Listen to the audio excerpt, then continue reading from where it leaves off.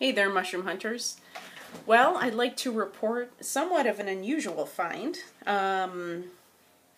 Golden oyster mushrooms, which actually it's the middle of May 2012, and I'm in upstate New York, and I was hunting for morel mushrooms, and to my pleasant surprise, I stumbled across these golden oysters.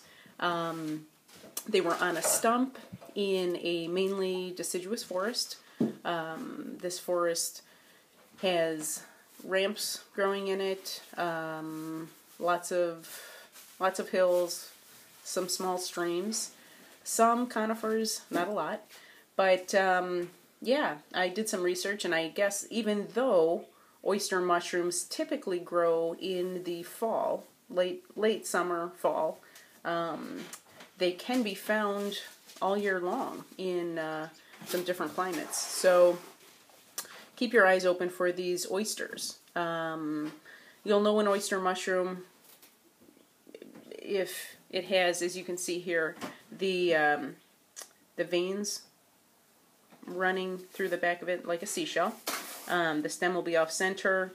I've found them on rotting trees as well as stumps on the ground. We have a bunch of other smaller oysters here. You can see a couple of them growing together. They were slightly gelatinous on the top, very slightly, only because it was a really damp day. But yeah, you just cut them off from the bottom. There is the other oysters that I found were bluish. I did find them in the fall. And you can look at my channel if you want to see the fall oysters, as well as which are very gelatinous, but which are really good in stews and soups. But the regular oyster mushroom. But yeah, these are delicious. They're definitely a choice edible.